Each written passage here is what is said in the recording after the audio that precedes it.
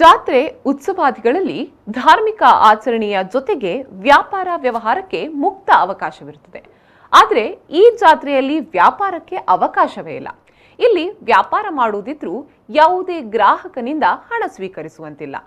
ಈ ಕ್ಷೇತ್ರಕ್ಕೆ ಭಕ್ತಾದಿಗಳನ್ನ ಕರೆತರುವ ಆಟೋ, ಕಾರು, ಟ್ಯಾಕ್ಸಿಗಳ ಚಾಲಕರು ಭಕ್ತಾದಿಗಳಿಂದ ಬಾಡಿಗೆ ಪಡೆಯುವಂತಿಲ್ಲ.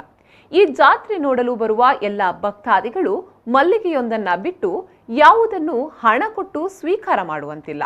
ನೇಮೋತ್ಸವ ಆಗುತ್ತಿರುವ ಸಂದರ್ಭದಲ್ಲಿ ಕ್ಷೇತ್ರದ ಆಸುಪಾಸು ಮಹಿಳೆಯರು ಬರುವಂತಿಲ್ಲ. ಈ ಎಲ್ಲ ಧಾರ್ಮಿಕ ಆಚರಣೆಗಳು ಎಲ್ಲಿ ಅಂತ ತೋರಿಸ್ತೀವಿ ನೋಡಿ.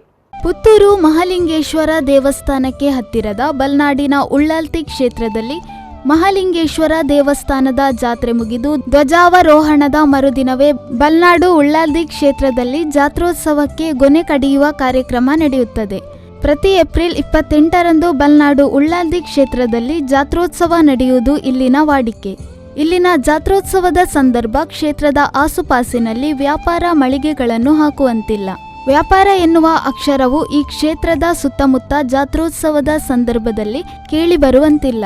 ಕ್ಷೇತ್ರಕ್ಕೆ ಬರುವ ಭಕ್ತಾದಿಗಳಿಗೆ ಎಲ್ಲವನ್ನೂ ಉಚಿತವಾಗಿ ನೀಡಬೇಕಾದ ಕಟ್ಟುಕಟ್ಟಳೆ ಹಲವಾರು ವರ್ಷಗಳಿಂದ ಇಲ್ಲಿ ನಡೆದುಕೊಂಡು ಬಂದಿದೆ. ಪುತ್ತೂರು ನಗರದಿಂದ ಸುಮಾರು 3 ಕಿಲೋಮೀಟರ್ ದೂರದಲ್ಲಿರುವ ಬಲ್ನಾಡು ಕ್ಷೇತ್ರಕ್ಕೆ ಪುತ್ತೂರು ಭಾಗದಿಂದಲೇ ಹೆಚ್ಚಿನ ಸಂಖ್ಯೆಯ ಭಕ್ತಾದಿಗಳು ಭೇಟಿ ನೀಡುತ್ತಾರೆ. ಹೀಗೆ ಜಾತ್ರೋತ್ಸವದ ಸಂದರ್ಭದಲ್ಲಿ ಬಲ್ನಾಡಿಗೆ ಬರುವ ಆಟೋ, ಟ್ಯಾಕ್ಸಿ ಅಥವಾ ಇನ್ನಾವುದೇ ಖಾಸಗಿ ವಾಹನಗಳು ಭಕ್ತಾದಿಗಳಿಂದ ಬಾಡಿಗೆ ಸ್ವೀಕರಿಸುವಂತಿಲ್ಲ. ಇಲ್ಲಿ ಬಲ್ನಾಡು ಉಳ್ಳಾಲ್ತಿ ನೇಮೋತ್ಸವ, ಮಹಾಲಿಂಗೇಶ್ವರ ಜಾತ್ರೋತ್ಸವದ ನಂತರ ನಡೆಯುವಂಥ ಭಾಳ ವಿಜೃಂಭಣೆಯಿಂದ ನಡೆಯುವಂಥ ಉತ್ಸವ. ಮಹಾಲಿಂಗೇಶ್ವರ ದೇವಸ್ಥಾನದ ಕೊಡಿ ಇಳಿದ ಮಾರನೇ ದಿವಸ ಗೊನೆ ಕಡಿದು ಇಲ್ಲಿ ನೇಮೋತ್ಸವ ನಡೀತದೆ.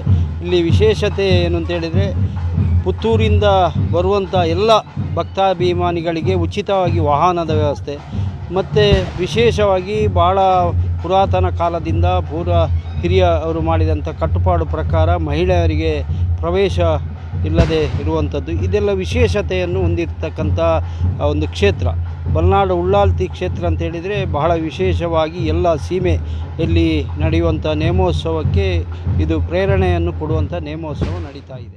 ಭಕ್ತರಿಗೆ ತಿಂಡಿ, ಊಟ ಎಲ್ಲವನ್ನು ಇಲ್ಲಿ ಉಚಿತವಾಗಿ ನೀಡಲಾಗುತ್ತದೆ.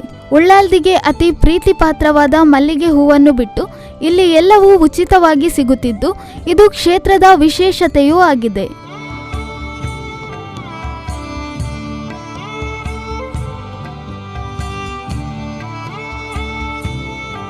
ಒಂದೊಂದು ದೈವದ ಆಚರಣೆಗೂ ಒಂದೊಂದು ರೀತಿಯ ಕಟ್ಟುಪಾಡುಗಳನ್ನು ಪಾಲಿಸುತ್ತಾರೆ. ಸ್ತ್ರೀ ಪ್ರಧಾನವಾಗಿರುವ ಉಳ್ಳಾಲ್ತಿ ನೇಮೋತ್ಸವವನ್ನು ಮಹಿಳೆಯರು ವೀಕ್ಷಿಸುವಂತಿಲ್ಲ. ಇಂತಹ ಕಟ್ಟುಪಾಡುಗಳಲ್ಲಿ ತುಳುನಾಡಿನಲ್ಲಿ ಆಚರಿಸಲ್ಪಡುವ ಉಳ್ಳಾಲ್ತಿ ದೈವಗಳ ನೇಮೋತ್ಸವವೂ ಒಂದು.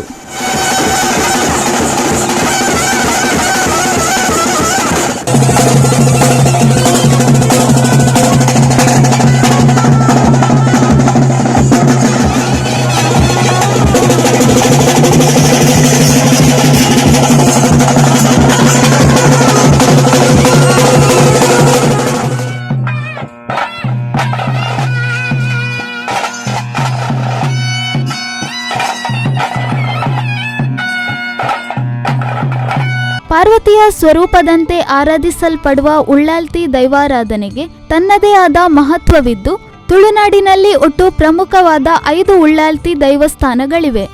ಮಾಣಿ, ಅನಂತಾಡಿ, ಬಲ್ನಾಡು, ಕೆಳಿಂಜೆ ಮತ್ತು ಕೇಪು. ಈ 5 ಕ್ಷೇತ್ರಗಳಲ್ಲಿ ಆರಾಧಿಸಲ್ಪಡುವ ಉಳ್ಳಾಲ್ತಿ ದೈವಗಳ ಹಿಂದೆ ಒಂದೊಂದು ಕಥೆ ಇದೆ. ಉಳ್ಳಾಲ್ತಿ ದೈವಗಳಿಗೆ ಮಲ್ಲಿಗೆಯನ್ನು ಅರ್ಪಣೆ ಮಾಡುವಂಥದ್ದು ಒಂದು ವಿಶೇಷವಾಗಿರತಕ್ಕಂಥ ಕಾರ್ಯಕ್ರಮ ಈ ದೇವಸ್ಥಾನ ನಡೀತಾ ಉಂಟು. ಅಷ್ಟು ಮಾತ್ರ ಅಲ್ಲ, ದಾರಿ ಉದ್ದಕ್ಕೂ ಎಲ್ಲ ಅವರಿಗೆ ಬೇಕಾದ ತಿಂಡಿ, ಕಾಫಿ, ಊಟ ಇತ್ಯಾದಿಗೆಲ್ಲವೂ ಕೂಡ ಫ್ರೀ. ಇಲ್ಲಿ ಯಾರೂ ಕೂಡ ಹಣಕ್ಕೆ ಯಾವುದೇ ವಸ್ತುಗಳನ್ನು ಮಾರುವಾಗಿಲ್ಲ.